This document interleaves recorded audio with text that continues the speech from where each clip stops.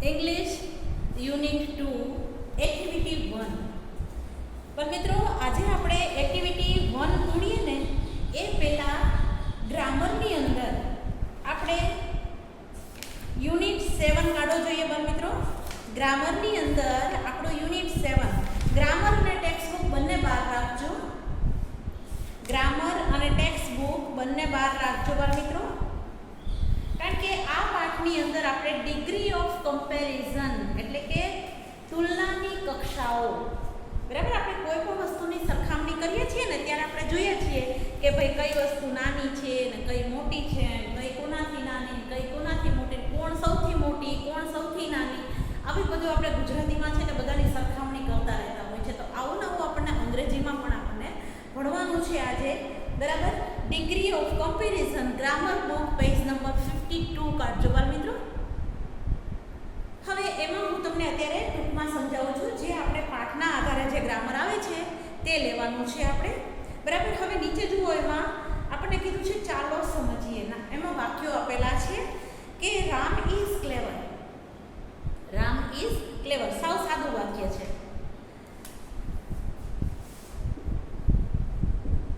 Ram is clever આ છે તે સાદું વિધાન વાક્ય છે બરાબર પણ એની સાથે સાથે આપણે કહીએ વીર ઇઝ ઓલ્સો ક્લેવર તો વીર ઇઝ ઓલ્સો ક્લેવર એટલે કે બંને હોશિયાર છે વીર પણ હોશિયાર છે અને રામ પણ હોશિયાર છે બરાબર એવી જ રીતે આપણે એને ગુજરાતીમાં સોરી અંગ્રેજીમાં આપણે બંને વાક્યોને ભેગા કરીને આપણે બોલવા હોય તો કેવી રીતે બોલીએ આપણે એકવચન બહુવચન શીખી ગયા છીએ ખબર પાંચમામાં છઠ્ઠામાં સાતમામાં બધામાં શીખી ગયા છીએ બરાબર એન્ડ બટ અને ઓરથી આપણે વાક્ય જોડવાના પણ શીખી ગયા છીએ બરાબર તો આપણે માની લો કે આ બંને વાક્યને આપણે ભેગા કરવા છે તો શું કરીશું તો કે Ram and Veer are clever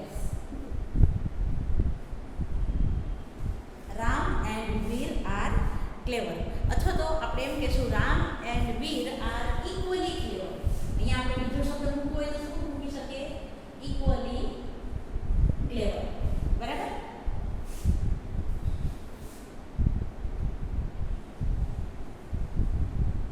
equally ક્લેવર એટલે કે ઇક્વલીનો અર્થ શું થાય તો કે સરખા રામ અને વીર બંને સરખા જ હોશિયાર છે બરાબર તો આપણે એને કમ્પેરિઝનમાં આપણે કહીએ કે ભાઈ ના જેટલો જ તે ના જેવો જ તે એવા બધા જે શબ્દો આવતા હોય ત્યાં આપણે શું લખશું તો કે Ram is as clever as Veer આ રીતે આપણે લખીએ આ કયું થયું તો કે પોઝિટિવ ડિગ્રી થાય કયું થાય પોઝિટિવ ડિગ્રી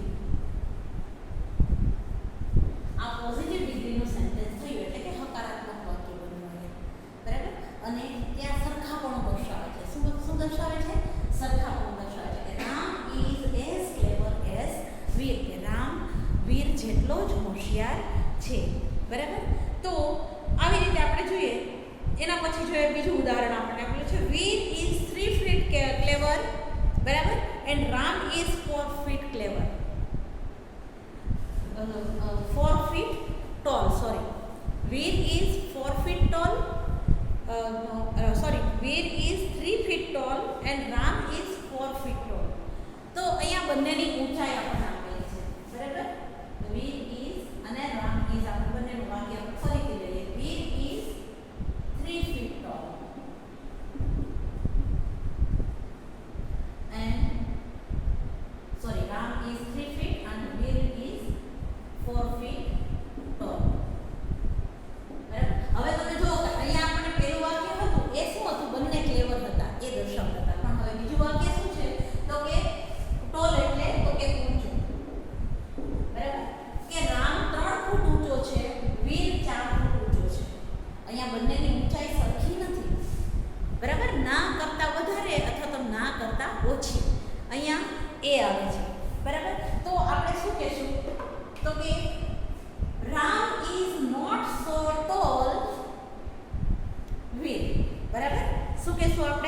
કે Ram is not so tall as Veer. Ram છે તે વીર જેટલો ઊંચો નથી. આપણે એ રીતે એનું પોઝિટિવ ડિગ્રીમાં વાક્ય લખી શકીએ. પરંતુ જો આપણે એમ કહીએ કે રામ વીર ઇઝ ટોલર ધેન રામ, બરાબર, અહીંયા નીચે જ આપણે લઈએ આ વાક્યને આપણે આ બંનેને લઈએ અહીંયા, તો એ વીર ઇઝ ટોલર ધેન રામ. આ છે તે શું થયું તો કે કમ્પેરેટિવ. આ છે તે કમ્પેરેટિવ ડિગ્રીનું વાક્ય થયું. એટલે કે પેલું છે તે પોઝિટિવ ડિગ્રીનું થયું, આ છે તે કમ્પેરેટિવ. હા, તમે આનું આ વાક્યને તમે એમ કહેશો કે Ram is not so tall as Veer, તો એ પોઝિટિવ ડિગ્રીનું બનશે. તો એવું બનશે પોઝિટિવ ડિગ્રીનું વાક્ય બનશે. બરાબર. હવે આપણે જોયું કે પોઝિટિવ ડિગ્રીમાં એઝ ની વચ્ચે આપણે વિશેષણ મૂકીએ છીએ. બરાબર. અને નોટ સો અને ધેન વાળી રચનાઓનો એમાં સમાવેશ થાય છે. આવી રચનાઓ વાક્ય રચનાઓની તુલનાની કક્ષાઓ દર્શાવે છે, જેને આપણે ડિગ્રીઝ ઓફ કમ્પેરિઝન કહીએ છીએ. ફરીથી બરાબર, કેટલીક રચનાઓ આપણે એવી જોઈએ કે એઝ કે નોટ સો એઝ, બરાબર, આવી બધી જે રચનાઓ છે તો તે રચનાઓનો આમાં સમાવેશ થાય છે. શેમાં? તો કે પોઝિટિવ ડિગ્રીમાં. શેમાં સમાવેશ થાય છે? પોઝિટિવ ડિગ્રીમાં, અથવા તો આપણે એને ડિગ્રી ઓફ કમ્પેરિઝન કહી શકીએ છીએ. તો આપણે આજે અહીંયા 3 ડિગ્રીઓનો આપણે અભ્યાસ કરવાનો છે. બરાબર. તે છે પોઝિટિવ ડિગ્રી,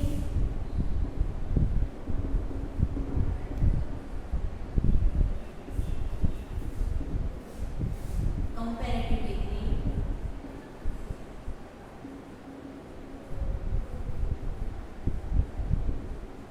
અને સુપરલેટિવ.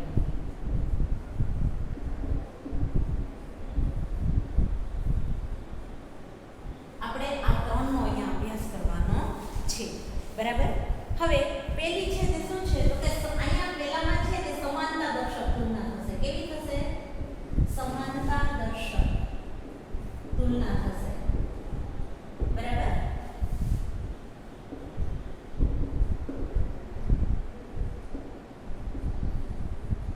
સમાનતા દર્શક તુલના થશે. પછી કમ્પેરેટિવમાં છે તે શું છે તો કે અધિકતા દર્શક તુલના થશે. શું થશે? અધિકતા દર્શક. કમ્પેરેટિવમાં અધિકતા દર્શક તુલના થશે અને સુપરલેટિવમાં તો કે શ્રેષ્ઠતા દર્શક.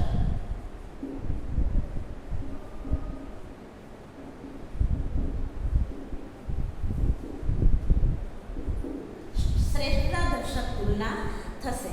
બરાબર. હવે પોઝિટિવ ડિગ્રીમાં આપણે પહેલા આપણે જોઈએ. બરાબર. પહેલું લઈએ આપણે પોઝિટિવ ડિગ્રી.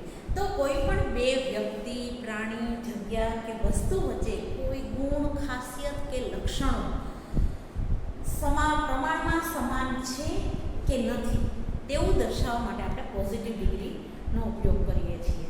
બરાબર. હવે હકારવાચક આપણું વાક્ય હોય, બરાબર, જેમ આપણે રામ અને વીરનું ઉદાહરણ લીધું હતું. બરાબર. Ram is as clever, Veer is as clever as Ram, અથવા તો Ram is as clever as Veer. આપણે એ જે ઉદાહરણ લીધું હતું તો એ કયું વાક્ય હતું તો કે હકાર વાક્ય. બરાબર. હકાર વાક્ય હતું તો એની વાક્ય રચના કેવી રીતે થાય? બરાબર. હકારની વાક્ય રચના તો કે એઝ અને એઝ ની વચ્ચે વિશેષણ આવે. શું આવે છે તો કે વિશેષણ આવે છે. બે એઝ ની વચ્ચે આવે છે તે વિશેષણ. બરાબર. એટલે કે એડજેક્ટિવ આપણે એને કહી શકીએ. પણ નકારવાચક હોય તો આ હકારવાચક છે, હકાર વાક્ય છે. બરાબર. અને નકાર વાક્ય હોય તો કે નોટ સો પ્લસ વિશેષણ પ્લસ એસ. બરાબર. અહીંયા બે એસ ન આવે. જ્યારે નકારવાચક વાક્ય હોય તો શું આવે તો કે બે એસ ન આવે. નોટ પછી તરત શું આવે, પછી વિશેષણ આવે, પછી એસ આવે. શું આવે? એસ. આ રીતેનું વાક્ય બને છે. બરાબર. કોઈ પણ બે વ્યક્તિ, પ્રાણી કે કોઈ ક્રિયા કરવાના સંદર્ભમાં સમાન છે કે નથી તેવું દર્શાવવા માટે પોઝિટિવ ડિગ્રી ધરાવતી વાક્ય રચનાનો ઉપયોગ કરવામાં આવે છે. બરાબર. હવે તમે જુઓ છો કે હકારવાચકમાં અહીંયા જે આપણે વિશેષણ કીધું એ ક્રિયા વિશેષણ પણ હોઈ શકે. કેવું હોઈ શકે? તો કે ક્રિયા વિશેષણ પણ હોઈ શકે. બંનેમાં હકાર અને નકાર બંનેમાં ક્રિયા વિશેષણ પણ હોઈ શકે.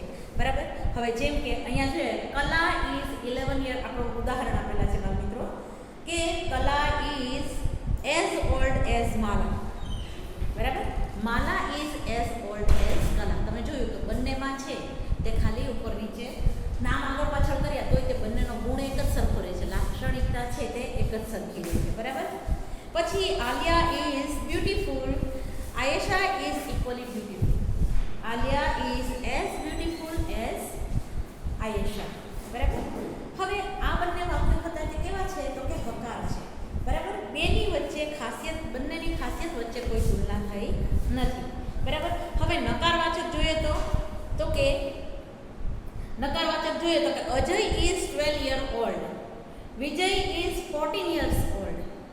પણ મિત્રો હકીકતમાં તમને આ વાક્ય આપે ને એટલે તમને એમ થાય કે ભાઈ આમાં કોણ મોટું કોણ નાનું એવું કહેવામાં આવે છે. પણ જો આપણે એમ કીધું હોય તો પોઝિટિવ ડિગ્રી, બરાબર, પોઝિટિવ ડિગ્રીમાં વાક્યની રચના કરો તો આપણે કઈ રીતે કરી શકીએ? તો કે Ajay is not so old as Vijay. Ajay is not so old as Vijay. તમે જોયું કે એમાં નોટ સો ની વચ્ચે આવ્યું ઓલ્ડ. બરાબર. ઓલ્ડ છે એ શું છે? તો એ વિશેષણ છે. બરાબર. તો આ રીતે હવે ક્રિયા વિશેષણ જોઈએ તો શું છે? તો કે સચિન રેન ફાસ્ટ, સહેવાગ રેન ઇક્વલી ફાસ્ટ. તો એના માટે આપણે શું કહેશું?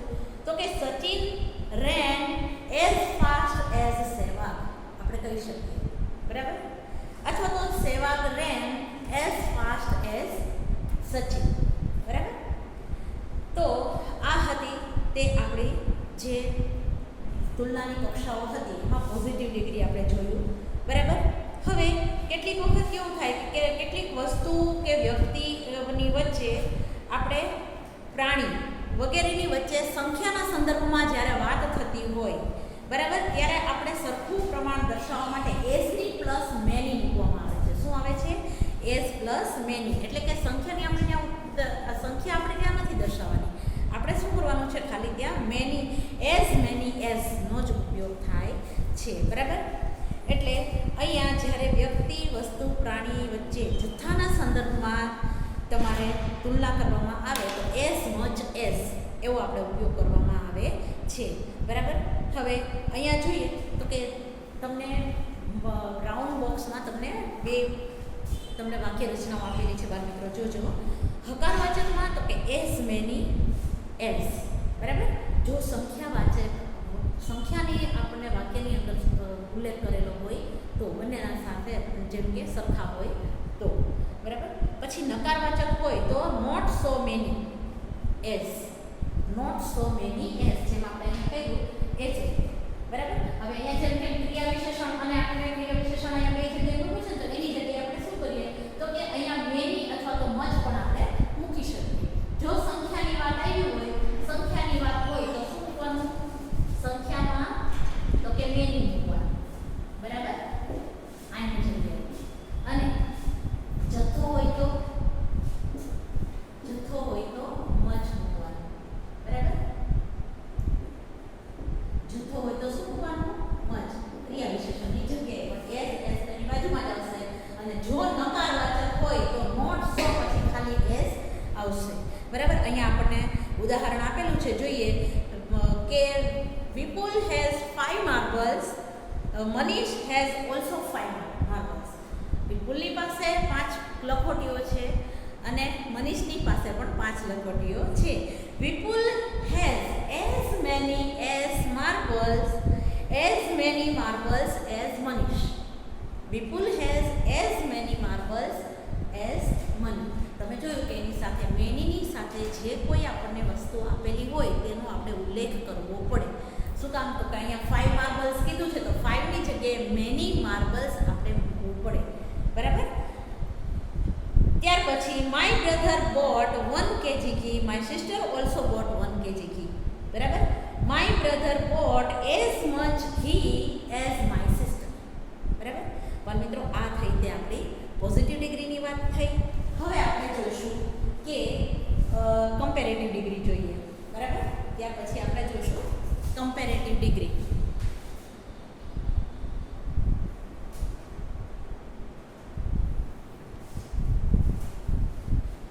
કમ્પેરેટિવ ડિગ્રીમાં આપણે જોઈશું કે તમને આપણને અહીંયા અર્થમાં કીધેલું છે કે અધિકતા દર્શક ના કરતા વધારે અથવા તો ના કરતા મોટું. આપણે જો ક્લાસ ચાલુ હોય ને તો હમણાં અહીંયા બે જણાને ઊભા રાખીએ અને આપણે કહીએ કે કોણ ઊંચું છે કોણ નીચું છે. બરાબર. આપણે તરત જ કરી શકીએ. હવે અધિકતા દર્શક તુલનામાં જ્યારે વ્યક્તિ, પ્રાણી, પશુ કે વસ્તુ કોઈ પણ એક ગુણ કે ખાસિયતમાં કે લાક્ષણિકતામાં એકની કરતાં બીજો ચડિયાતો હોય, બરાબર, અથવા તો નથી ચડિયાતું નથી એવું આપણે દર્શાવવું હોય તો આપણે કમ્પેરેટિવ ડિગ્રીનો ઉપયોગ કરીએ છીએ. બરાબર. અહીંયા શું છે, વાક્ય કેવી રીતે બને છે તો કે કમ્પેરેટિવ ડિગ્રીમાં વાક્ય રચના આપણે જોઈએ તો હકાર વાક્ય રચના જોઈએ આપણે પહેલા. બરાબર. હકાર વાક્ય રચના જોઈએ તો શું આવે તો કે અહીંયા પહેલા ક્રિયા વિશેષણ, બરાબર, વિશેષણ અથવા તો ક્રિયા વિશેષણ, બરાબર, કોઈ પણ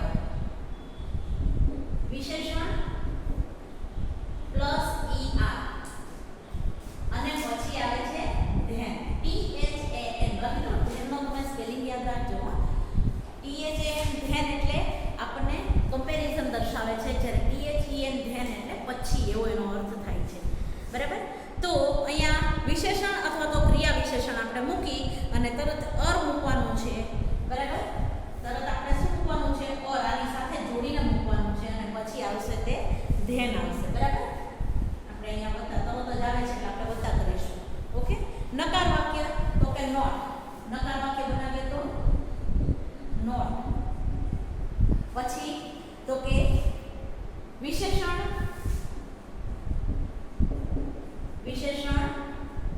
ઓર અને પછી ધ્યાન. ખ્યાલ આવ્યો? આ રીતે બાળ મિત્રો વાક્ય બને છે. ઓકે. હવે ક્રિયા સંદર્ભે કરવામાં આવતી તુલના દર્શક વાક્ય રચનામાં વિશેષણની જગ્યાએ ક્યારેક ક્રિયા વિશેષણ પણ મૂકવામાં આવે છે. વિશેષણની જગ્યાએ ક્રિયા વિશેષણ પણ હોઈ શકે. જેમ કે આપણે રનનું કેમ રેન હતું તો આપણે શું કર્યું હતું, ત્યાં રેનનું રેન જ રહેવા દીધું હતું અને આગળ આપણે વિશેષણ મૂકેલું હતું. બરાબર. હવે ધીસ ટેબલ ઇઝ હેવી એ આપણે જોઈએ પેજ નંબર 55 ઉપર બાળ મિત્રો. This table is heavy, that table is not so heavy. બરાબર. That table is not so heavy as this table. આ થયું કે કયું થયું તો કે પોઝિટિવ ડિગ્રીનું થયું. પણ આપણે કમ્પેરેટિવ ડિગ્રીનું કરશું તો કે this table is heavier than that table. આ ટેબલ છે તે પેલા ટેબલ કરતાં વજનદાર છે. બરાબર. એવી જ રીતે જોઈએ બીજું અહીંયા આપેલું છે તરુણ એજ. ત્રીજું જોજો, તરુણ ran fast, Varun did not run so fast. બરાબર. કે તરુણ ઝડપથી દોડ્યો પણ વરુણ તેના જેટલી ઝડપથી દોડી શક્યો નહીં અથવા તો દોડ્યો નહીં. વરુણ, હવે એના માટે આપણે શું કહીએ તો કે Varun did not run so fast as તરુણ. તો વરુણ તરુણ જેટલી ઝડપે દોડ્યો નહીં. આ થયું તે પોઝિટિવ ડિગ્રીમાં. બરાબર. જો મિત્રો બેયમાં આપણે બનાવી શકીએ. ઓકે. પણ જો આપણે કમ્પેરેટિવમાં બનાવીએ તો કે તરુણ રેન ફાસ્ટર ધેન વરુણ. તો આપણે શું લખી શકીએ, તરુણ રેન ફાસ્ટર ધેન વરુણ.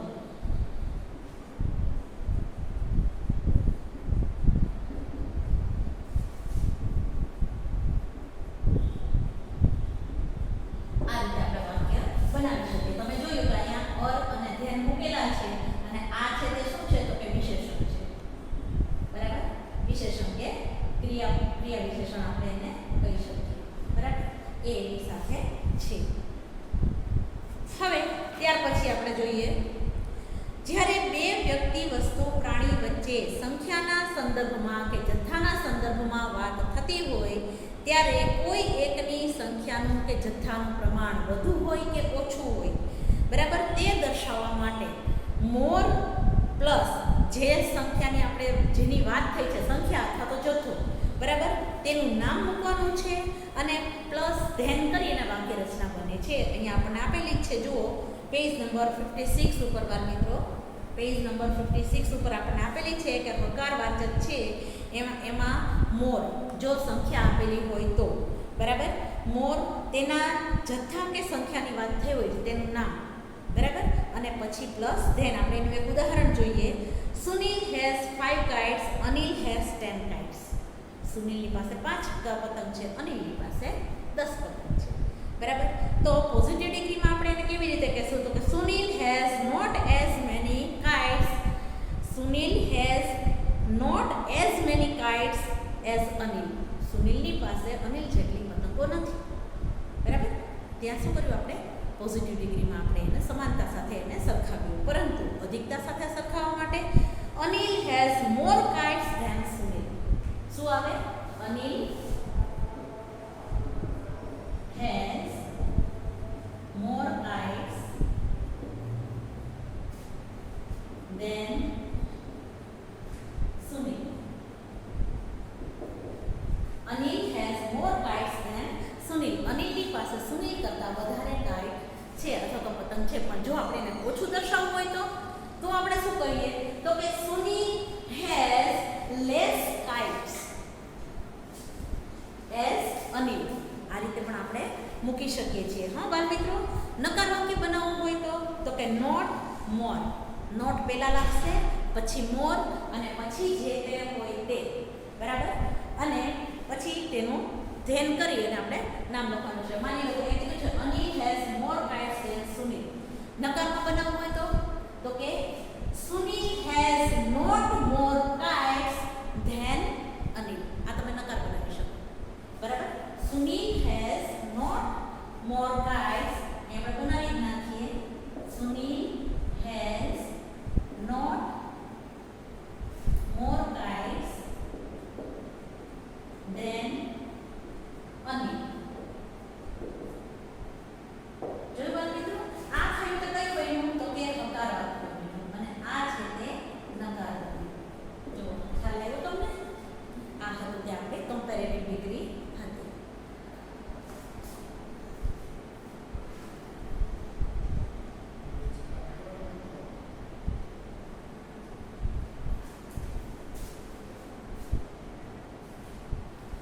આ હતી તે આપણી કમ્પેરેટિવ ડિગ્રી. હવે ત્યાર પછી જોઈએ સુપરલેટિવ.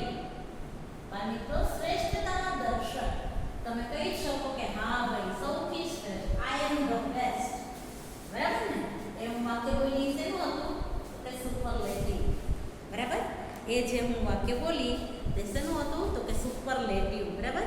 હવે સુપરલેટિવ ડિગ્રીમાં જોઈએ કે કોઈ વ્યક્તિ, પશુ, જગ્યા કે બીજી જ બધી વસ્તુ, બધી જ વ્યક્તિ, પશુઓ, જગ્યાઓ કે વસ્તુઓમાં ગુણમાં કે ખાસિયતોમાં સૌથી ચડિયાતી છે તે દર્શાવવા માટે સુપરલેટિવનો ઉપયોગ થાય છે. તે દર્શાવવા માટે સુપરલેટિવનો ઉપયોગ થાય છે, બરાબર. હવે સુપરલેટિવ ડિગ્રી ધરાવતા વાક્યમાં વિશેષણ કે ક્રિયા વિશેષણની પાછળ સફિક્સ એટલે કે EST, સફિક્સ એટલે EST કે ST લગાડવામાં આવે છે. જેમ કે ક્લેવર તો ક્લેવરેસ્ટ, પછી ફાસ્ટ તો ફાસ્ટેસ્ટ, સેફ તો સેફેસ્ટ, બરાબર. આ રીતે EST લગાડવામાં આવે છે.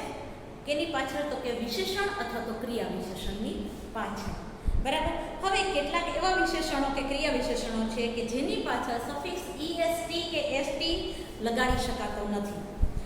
તેની આગળ આપણે મોસ્ટ લગાડવું પડે છે. શું લગાડવું પડે છે? મોસ્ટ. જેમ કે બ્યુટીફુલ તો શું થાય? મોસ્ટ બ્યુટીફુલ, બરાબર. હવે બ્યુટીફુલ છે કે એવો વર્ડ છે કે એને આપણે પોઝિટિવમાં આપણે લખીશ કે એઝ બ્યુટીફુલ એઝ, બરાબર.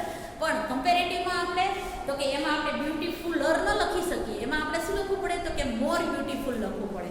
તો એવી જ રીતે સુપરલેટિવમાં તો કે મોસ્ટ બ્યુટીફુલ એ રીતે આપણે લખવું પડે, બરાબર. એટલે હંમેશા એક વસ્તુ યાદ રાખવાની કે સુપરલેટિવ ડિગ્રી આપણે જ્યારે વાક્યમાં લખતા હોઈએ, બનાવતા હોઈએ ત્યારે તેની આગળ ધ લગાડવામાં આવે છે. શું લગાડવામાં આવે છે? ધ, બરાબર. આર્ટિકલ ધ મુકાય છે. બરાબર. જેમ કે આપણે જોઈએ કે the Rahul is the cleverest student in the class. બરાબર. એનું આપણે એક ઉદાહરણ જોઈએ. Rahul is the cleverest student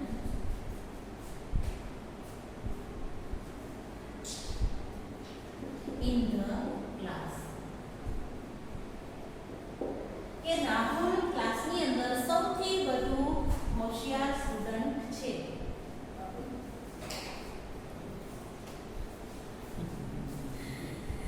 ત્યાર પછીનું જોઈએ વાક્ય બાળમિત્રો, પેજ નંબર 57 ઉપર જોશો.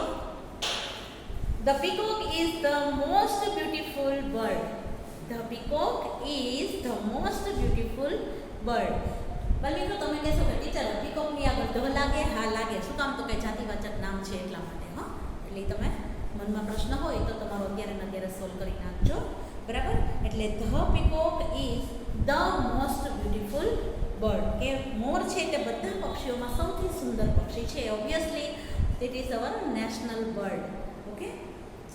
Your pen is the cheapest. તમારી પેન સૌથી સસ્તી છે. ચીપેસ્ટ, ચીપ એટલે સસ્તું ને ચીપેસ્ટ એટલે સૌથી સસ્તી. બરાબર.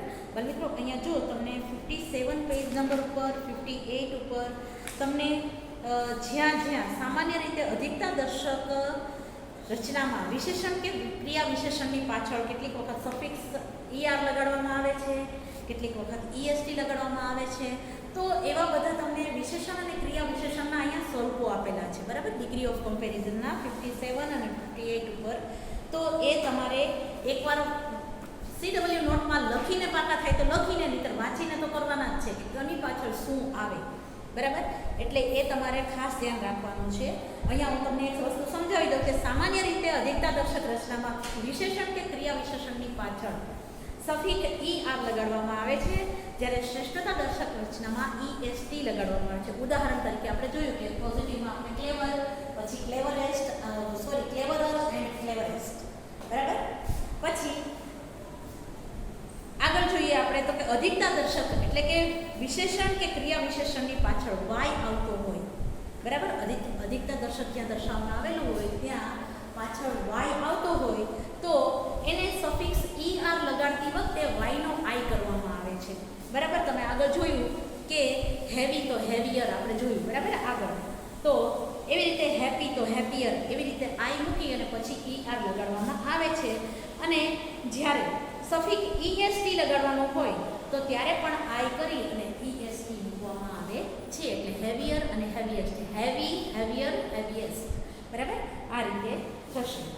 કેટલીક વખત વિશેષણ કે ક્રિયા વિશેષણના છેડે વ્યંજન આવતો હોય અને તેની પહેલા સ્વર આવતો હોય તો અધિકતા દર્શક કે શ્રેષ્ઠતા દર્શકમાં વ્યંજનને બેવડાવીને આપણે સફિક્સ ER કે EST મૂકીએ છીએ. બરાબર. એટલે આવી રીતે આપણે ક્રિયા વિશેષણના જે સ્વરૂપો છે એને આપણે લખવાના છે. બરાબર.